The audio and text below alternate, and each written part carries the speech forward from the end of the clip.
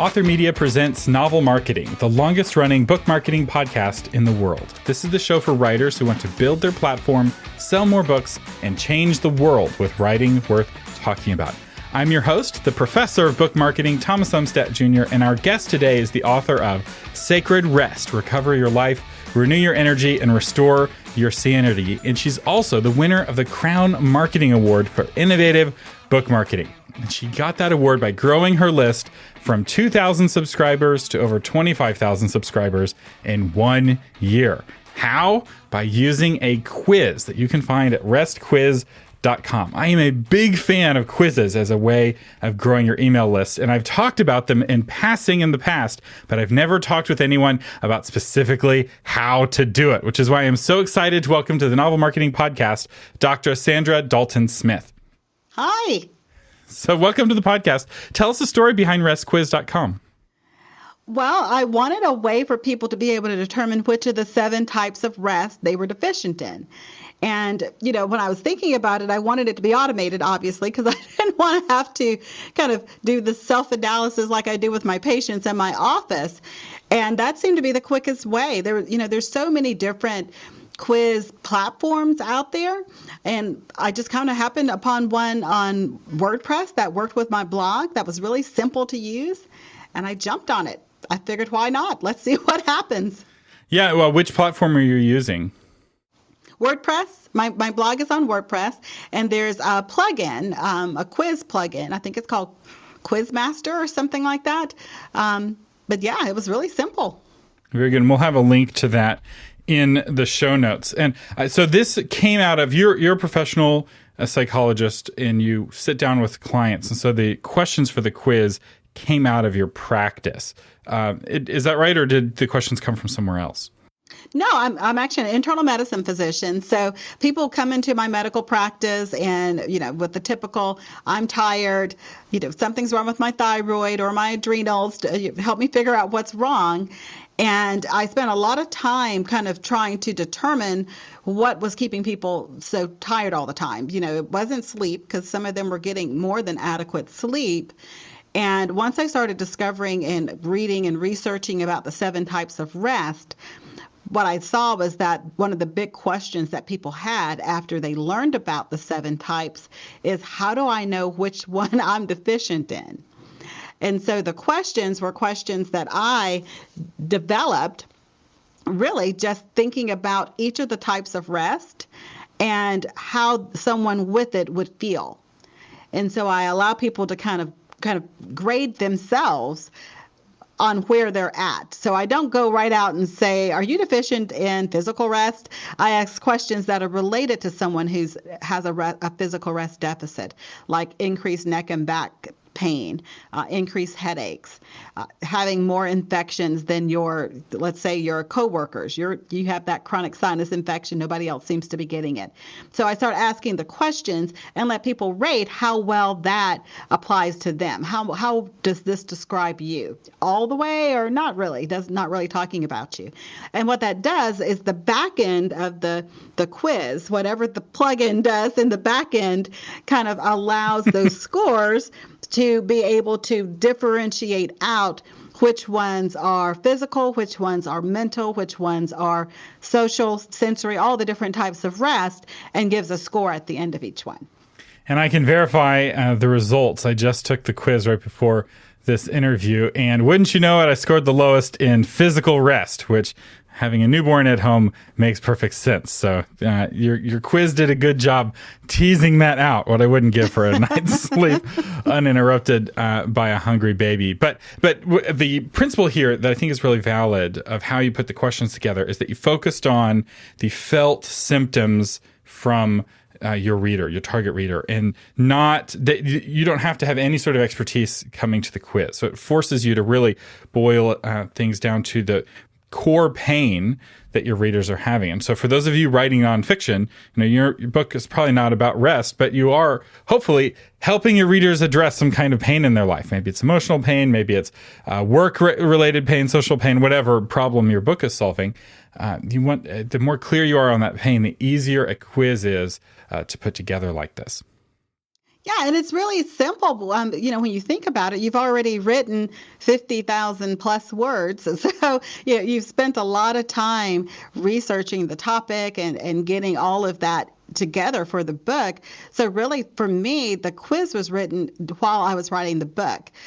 Within the book, I actually have under each section, so under physical rest, I have some of the same questions, maybe not worded the exact same way, but kind of a quick check sheet under physical rest. So people can start kind of thinking about, oh, yeah, that does describe me. And, in the book, I actually tell them before they start the entire discussion on the 7 types, I say, stop right there, go take the quiz, then come back and let's keep going. Because I want even the people who've already bought the book to do the quiz. I want to, I don't want them just to be a reader of the book. I want them to be a part of my community.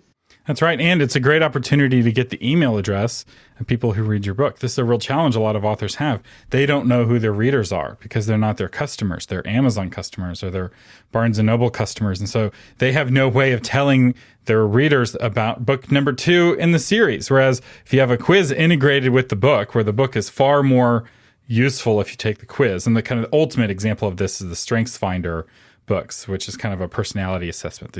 That's the kind of genre of book that really leads the way in this. The book is almost useless without taking the quiz, which gives them this huge kind of collection of reader emails, which is incredibly valuable. As anyone who's listened to this show for more than 1 or 2 episodes has heard me talk about the importance of the email list. And so I love how you have it integrated with the book. So it's not just a way of getting strangers and introducing yourself to strangers, but it's also a way of deepening your relationship with the readers who just saw your book on a bookshelf at Barnes & Noble and don't really know you very well, but they're reading the book and like, oh, I'll get on your email list. And then suddenly you're getting to know them a lot better. Absolutely. And I use a URL every time I do any kind of interview or anything as well, because it's, once you come up with a quick URL, you'll probably notice the actual quiz is housed on my WordPress site. So it's something like, I choose my best life / rest quiz / this, that, or the other. It's this humongous URL that, you'd never get all of those letters out accurately in the middle of a, radio interview. But to say restquiz.com was just a really simple way to kind of redirect the page back to the website and still not have to do a lot of legwork from my end.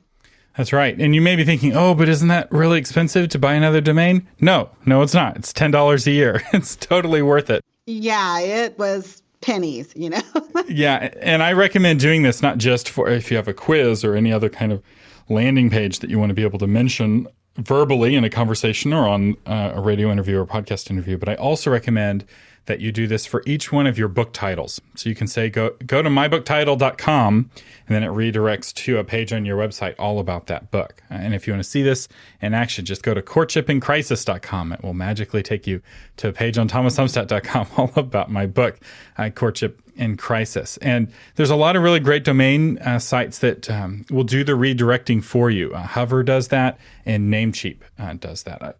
So, and there are others. Those aren't the only good ones. I just generally recommend avoiding GoDaddy because they're the worst.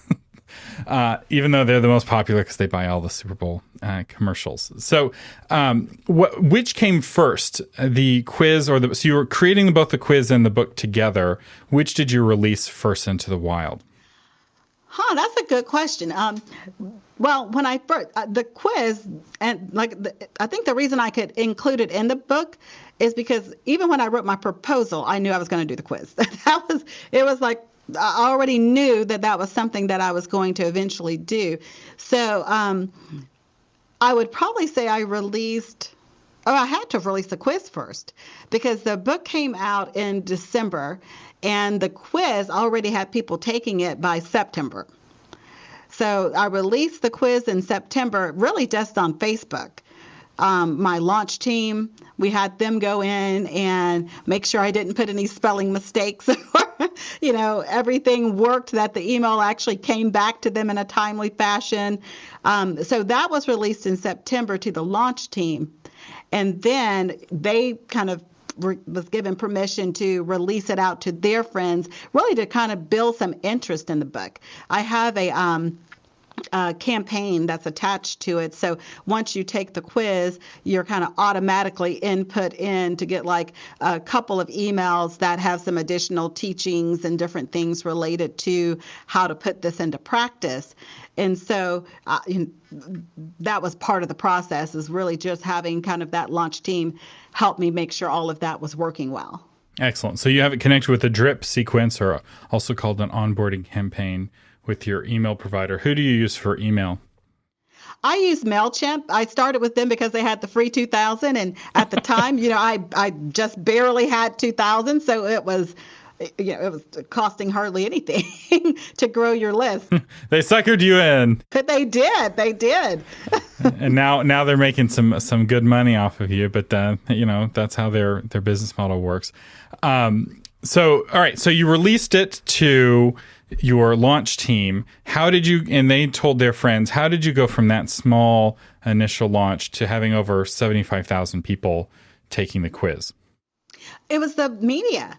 So every time that I did any kind of media, I would always say, they oftentimes will say, what is a way that they can connect with you, and kind of what is your website? And so rather than just send them to my main website where, there's so much busyness going on your main website. It's like, oh, what do I click? Let me not click anything and just get off. I wanted to send them to one spot where they had nothing but one decision to make. Do I take the quiz or don't I take the quiz? And so I would always give that restquiz.com URL whenever I did an interview. And I also started putting it in my bio. So whether I was speaking on a stage, it would always say where over, at one time it was 20,000, 30, whatever, 1,000 people have learned their rest deficit at restquiz.com. So that would be like part of the bio, part of the introduction that people would get. At the end of every guest post, I would have that. So I put it every place that I got access. I learned real quickly that it was going to take forever for me to build my platform in a kind of isolated in a box with just the people I knew. So I needed to kind of utilize the platforms of people who were inviting me into their space. And I didn't want to just kind of get there and tell them about the book. I wanted some of their people to become my people. And the only way to do that was going to be to offer them something that they were willing to give their email up for. That's right. And this is a great way of using what we call a lead magnet or a reader magnet to amplify your PR. Because a lot of people, they go on radio, they go on TV, and they just mention their name. And if their name is something like, I don't know, Thomas Umstattd, no one will ever find their website. Because no one can spell Thomas Umstattd. If you start Googling it, you'll eventually get to the right place. But it's not a great thing to mention. But beyond it being hard to spell, there's also no strong why. Right? If I'm like, go to my website and find out more about me, people are like, I'm already listening to an interview of you. I don't want to find out more about you. That's not an appealing why. Whereas if you say, I have a free tip sheet or I have a free quiz that you can take and you'll get results right away about what we're talking about, then suddenly people are like, ooh, I want to take that quiz. I want to know about me, right? Because they care about themselves. And so this is a great way of creating something on your website that's focused on the reader exclusively. And your quiz is completely focused on the reader. It doesn't even have your picture on it, right? You have a little flower and a, take the quiz button, and then it's just a bunch of questions all about the visitor to the website. And people love talking about themselves and they love a website that's all about them. Yeah. That's exactly right. I really debated with that. Do I put my face up there? Do I include all of the sidebar stuff that's on my website?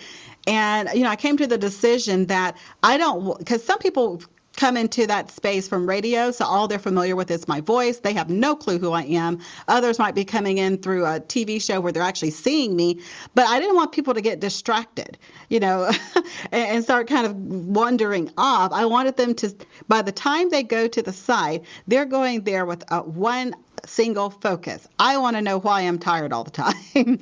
And so I wanted the whole experience to be about, let's get to the bottom. It's kind of like a doctor's appointment with me, a virtual appointment. Let's get to the bottom of why you're tired all the time. That's right. And it takes some commitment. This is no 5-question quiz. This is like I don't know. I tried counting them and I lost count at about 100,000 questions. This is what it seemed like as I was racing through it. Like there's a lot here to go through. And by the time, if somebody completes the quiz, they're already pretty committed, right? There's this escalation of commitment. It's like, well, gosh, I've already answered 20 questions. Might as well answer a few more. It's like, okay, I've already answered 30. I guess I'll answer a few more. I'm guessing there's around 50 questions on this quiz? There's right around 70 questions. And that's why I start off with, allow 5 to 10 minutes and you're worth the investment.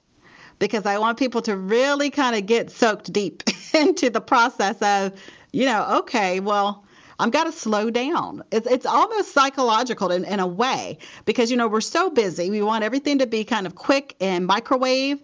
And I mean, the whole topic of the book is let's slow this thing down and it's almost like let's convince you that you're worth these couple of minutes of self-discovery.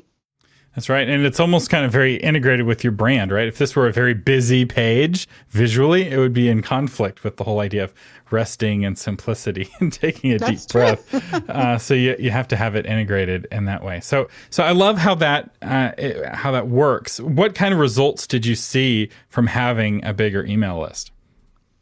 Oh, it's been great. When I first got started, I really wasn't thinking about kind of how really one book could turn into other things. And so I never thought about creating products or creating courses or any of those types of things. But as I've kind of gotten more into that mindset, having a list has now opened up that when I decided to determine, would anybody be interested in a 90-day course, I can send it out to these 25,000 people and immediately get feedback. I can send them to a survey to find out what kind of things that they're needing to go deeper into their rest walk. It's actually become a great way to get extra income. When I want to do coaching, I'll put out, I've got spaces for 10 people who'd like to do some one-on-one coaching for the next, 3 months or whatever it is. And so I don't then have to go on Facebook or go on Instagram, pay a bunch of money in ads, find a bunch of strangers who don't know anything about me. These are people who have chosen to come in, who have chosen that rest is something that they're concerned about and interested in. And so it's very easy to market to them. Yeah, as I've said before, it's a lot easier to turn fame into fortune than it is to turn fortune into fame. Once you're famous, there's lots of ways you can make money, but you can't just buy your way into being famous, or it's very difficult anyway. And so I love how you're building a business around this, right? What started off as just a book, which it can be lucrative, right, if you sell 1 million copies, but ultimately very few people make money, especially in traditional publishing, on their books. I heard a stat somewhere that there are more professional baseball players than there are professional authors, in the sense that they're able to fund their families through their writing. There are, for every one author who makes all their money purely selling books with royalties, there's probably 5 or 10 like you that have this kind of more complex income stream where they are a professional expert and they have different ways that people pay the money. So they pay for a book, but they also may pay for coaching, or they buy a course from you, or they listen to they go to a live event and hear you in person. And there's lots of ways that you can make money off of your knowledge and off of your expertise beyond just selling them dead trees sliced fairly thinly. Absolutely. I love books. I love paper. I own lots of paper books, although I will say I do prefer audiobooks. So does your quiz spread at all by word of mouth? Have you kind of built in a sharing element where people can share their results on social media, or is it a purely PR play in terms of promotion for the quiz? Well, it has spread by word of mouth. I tend to make a point of periodically kind of putting it back up on social media. I have the little graphics that I throw up. So periodically I'll put that back up. But for the most part, I don't promote it on social media as much. I usually just do it during the media. And I spend more of my time trying to secure media placements because I find that to be very effective. Do you hear that, people? I've been saying for years how social media is the least effective form of marketing. And that time that you're spending on social media, if you will do what Dr. Saundra Dalton-Smith is doing, put that time towards getting on podcasts and getting on radio, which I have a course to help you do, you're going to get so much more results. There's this concept in economics of opportunity cost, and the opportunity cost of doing a thing is foregoing your next best alternative. And so by choosing to watch one more episode of that show on Netflix, I'm choosing not to sleep, right? That's the opportunity cost, staying up later. And when you choose to do social media, the opportunity cost is PR, which is scarier, right? It's harder, but it's way more effective. No, I don't know anyone who in the last 5 years, 6 years has had the kind of results of 2,000 to 25,000 emails on social media without spending a ton of money. You could do it. If you're willing to spend, probably $10,000 to $15,000 on ads on Facebook. But Dr. Smith, you haven't spent $10,000 on ads, have you? No, that's the thing. I have spent the most I've spent on this whole process was probably the money spent trying to get a halfway decent mic to be able to do podcasts and a camera to do video for the media placements. That was my investment. Which broke right before this interview, I will say. I know. It's like, I got to do another one. But honestly, that's probably a testimony to how many podcasts I've done in the past year. I keep moving the mic around till I broke the poor thing. But but yeah, that was the investment. I think so often, and even myself, I had this mindset that, if I write a great book, everybody should want to read it. It'll hit some bestseller list, and I don't have to do a lot of work. I got a great publisher. They'll get all of my publicity and media lined up for me.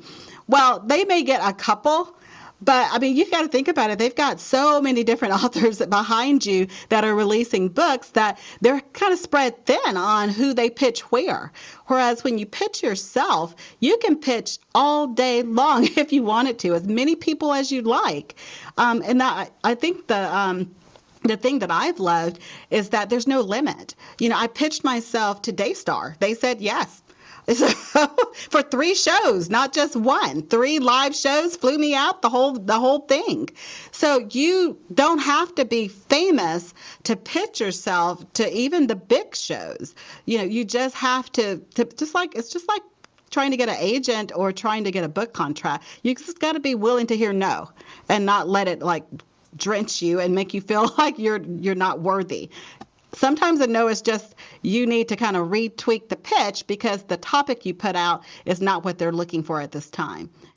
And the most common way you have to retweak the pitch is retweaking it in a way that's more beneficial for the listener and less beneficial for you, right? If it's all about you and how great you are. And a lot of people want to go on a tour and share their story.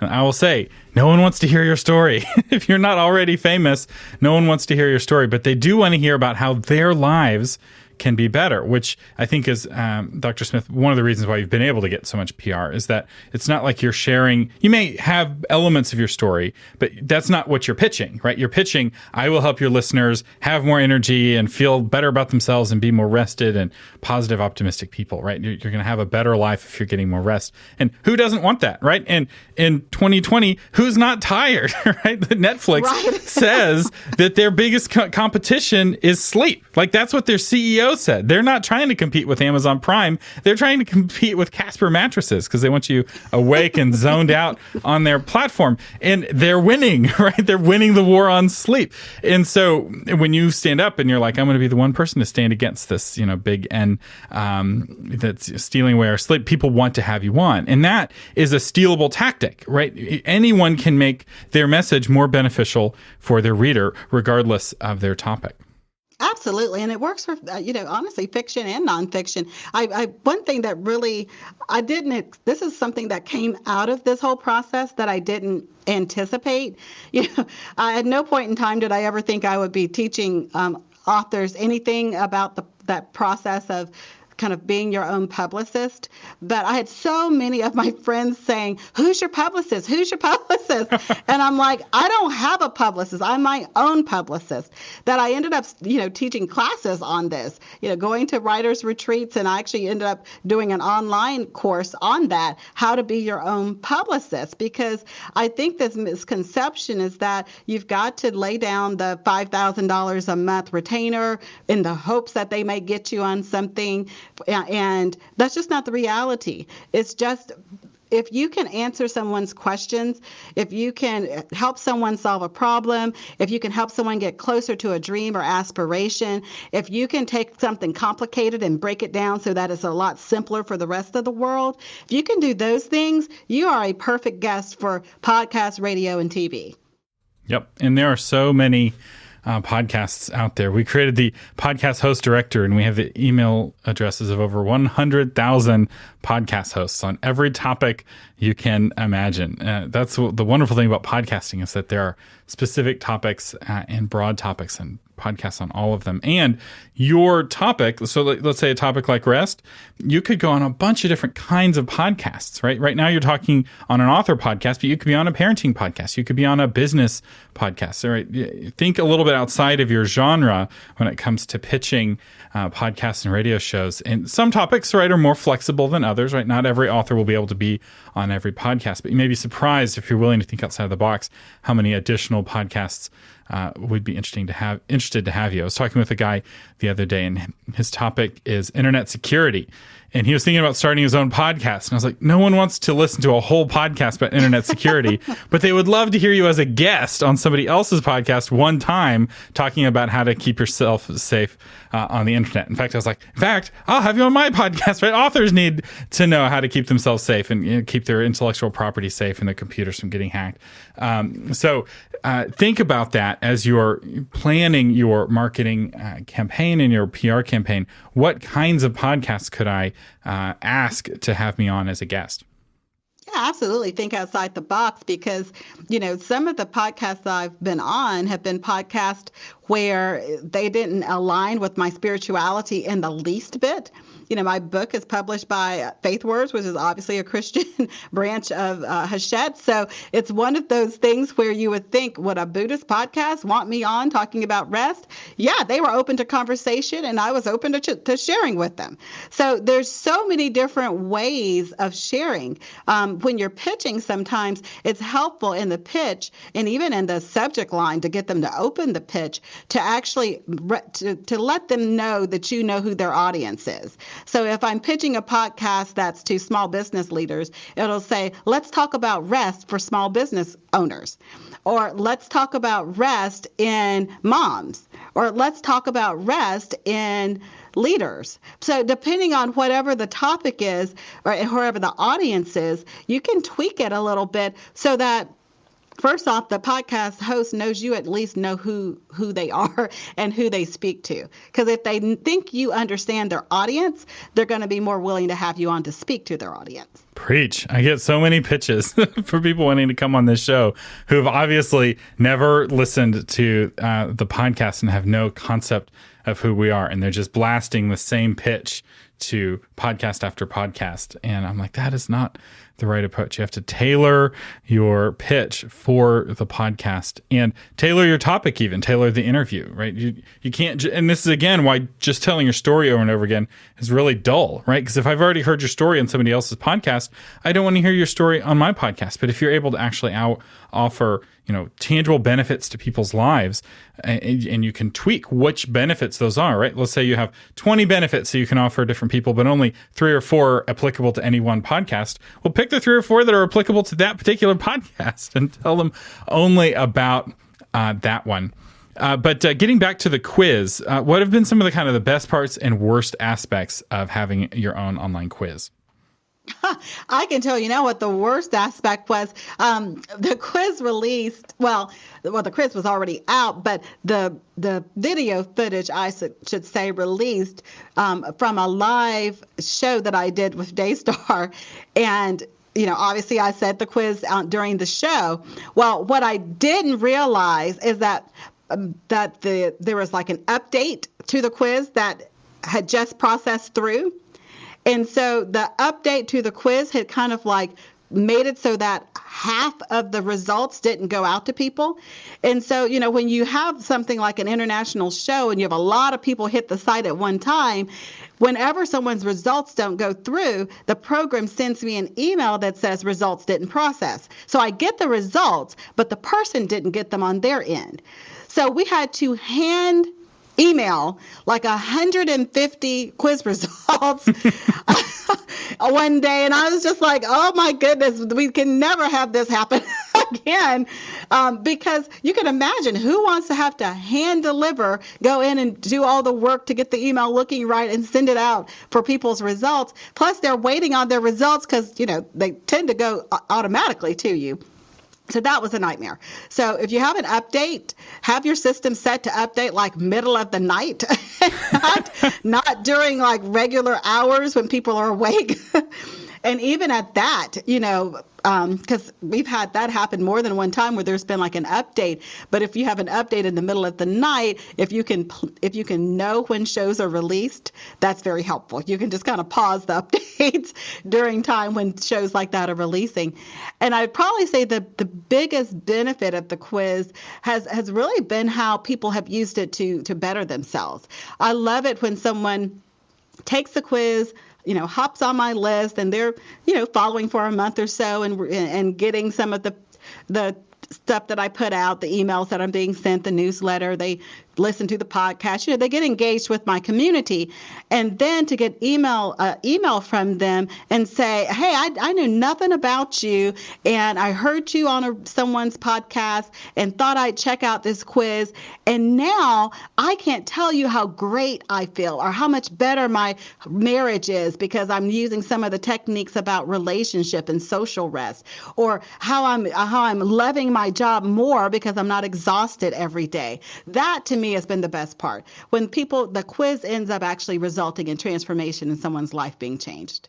Yeah, because sometimes we just have to see how sick we are before we're willing to actually do something about it. And the quiz gives somebody a tangible score, which it rationally shouldn't matter, right? Like we should already know how tired we are, but somehow seeing, oh my gosh, I scored a 37 on physical rest because I'm not sleeping. Maybe I should do something about that, right? It's like that's what triggers that action, which really does bring the life transformation and makes people hungry for your book, right? Like if they see, oh my gosh, I had no idea this, I knew it was a problem, but I didn't know what level of problem it was. They're more likely to buy your book and they're more likely to read your book.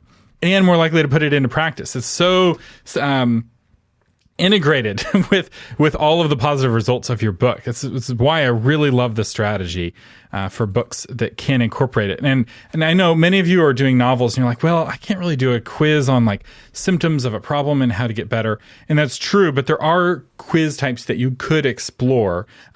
The most common that I see is like a personality type quiz where people find out what character in your book they are, which is more of a way of getting people who've read book one onto your email list so you can then tell them about book two. So it's less of a launch strategy. With nonfiction, you can release the quiz ahead of time and get all of the emails from the release ahead of time, help it with your launch. No one cares what character they are in a book they haven't read. So no one's going to take that fiction quiz ahead of time, but there are still ways that you can make quizzes work for fiction. And if you have done a good job with fiction quizzes, do let me know, and I might have you on a future episode of the Novel Marketing Podcast. So Dr. Smith, we're almost out of time, but do you have any final tips or advice for us? I would probably say the biggest thing is just not to have any limits on kind of where you're putting yourself out there and where you're putting your URL. As many places as you can get it out. I mean, that is only going to benefit you, because if they don't get to the page, then they won't end up on your list. So whether that be in your bio, whether that be when you're on stage, having them some way incorporated, and even introducing you, always saying it for every media event that you're on, and actually kind of get to the point where it rolls off your tongue organically, and it doesn't sound like you're trying to drive people to the site. I've said it so many times that when it gets to, and if you'd like to know which of the 7 types of rest you're deficient in, you can visit restquiz.com. So, I've said it so many times, it's like embedded in my brain. And so get to the point where it comes out just automatically. And then you won't have that fear of, should I say it or not, you won't have the fear of sharing it because you know what you're sharing is something that's going to help someone. That is awesome. And we will have a link to restquiz.com in case you didn't hear it enough times during the interview, which I will say, you can always tell someone who's professionally trained in doing interviews by how well they are at incorporating their website into the interview. But I'll also have a link to the Quizmaster WordPress plugin, or it's called the Quiz and Survey Master is the name of the plugin. And also Dr. Smith's website, ichoosemybestlife.com. Dr. Saundra Dalton-Smith, thank you so much for joining us today on the Novel Marketing Podcast. Thank you. It's been a pleasure. Our sponsor today is my course, How to Get Booked as a Podcast Guest. We've already talked in this episode a lot about how powerful being a guest is on a podcast. It amplifies your other activities when it comes to growing your list and selling more books. And this is one of my signature courses. I walk you through how to reach out to podcasts, to get them to book you as a guest, how to get them to say yes, how to find the podcasts in the first place, and finally, how to nail that interview so they want to have you back and tell their podcast friends to have you on as a guest as well. I have learned a lot the hard way when it comes to being a guest on other people's podcasts, and I've also seen a lot being a host of both this podcast, other podcasts, and my own radio show. You can get the course at authormedia.com, and patrons save 50% off the cost of the course. So a $3 patronage level will save you a lot of money. It is worth it to become a patron just to get the discount on this course. Speaking of patrons, our featured patron today is Katie Harvey, author of Believe It and Behave It, How to Restart, Reset, and Reframe Your Life. Learn how to kick your inner shame and hatred to the curb. Whatever your personal setback, Kate will help you find new opportunities and make yourself better and stronger than ever before. And you can become a Novel Marketing patron at authormedia.com. And if you can't afford to become a patron, don't worry, you can still help the show if you want to. All you have to do is share this episode with one person in your life you think it will be helpful. Do you know someone who needs more email subscribers? Share this episode with them. It really helps spread the word about the show. You've been listening to Dr. Saundra Dalton-Smith and Thomas Umstattd Jr. on the Novel Marketing Podcast, giving you innovative ideas on how to promote yourself and your writing offline, online, and everywhere in between. Thanks for listening.